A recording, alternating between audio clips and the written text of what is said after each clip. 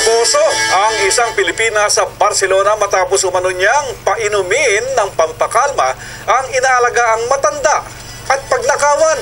Mula po Spain, may detalye si Daniel Infante Tuanyo.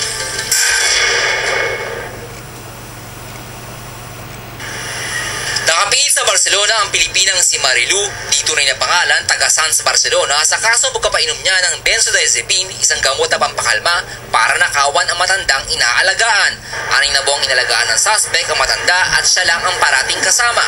Noong una, mga alahas umano na nagkakahalagang 9,720 euros o mahigit 460,000 pesos ang ninakaw niya.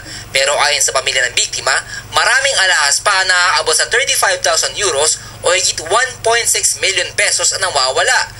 Sa investigasyon ng pulisya, Moses de Escuadra, nag-withdraw pa raw ang suspect ng 18,700 euros o higit 880,000 pesos sa bank account ng biktima simula noong kalagitnaan ng Pebrero.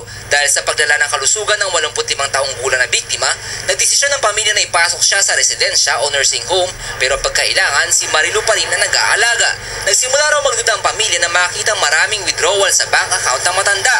Pina-check up nila ang biktima at napatunayang pinapainom ng gamot pampakalma, kaya nagsampa na ng kasong pamilya laban sa suspect. Nadakip si Marilu noong 18 ng Marso at nakakuha rin sa kanya ang bank book at credit card ng matanda, 725 euros at authorization para mag-withdraw na umano'y kanyang pineke. Hindi pa malinaw ang motibo ng suspect sa pagnanakaw ayon sa pulisya. Maaring dahil sa utang, may pinagkakautangang malaki.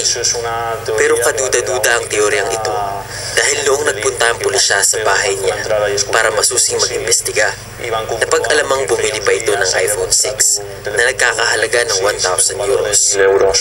Dagdag ni Fernandez, dati nang may kasong pagnanakaw at estafa si Marilu pero nakalalaya dahil wala pang sintensya. Hindi makapaniwala ang mga taga-Barcelona sa pangyayari dahil kapulaan ito sa magandang imahe ng mga Pinoy. Ayon naman sa pulis na half Filipina, half Spanish na si Elizabeth Cano Beredo, walang dapat ikabahala ang mga Pilipino. Nakakagulat ang nangyari, pero isolated case lang ito.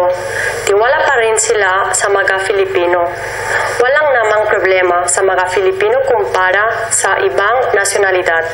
Sinubukan ng Balitang Global na kunin ang panig ni Marilu sa pamamagitan ng kanyang abogado pero tumanggi siyang magbigay ng pahayag.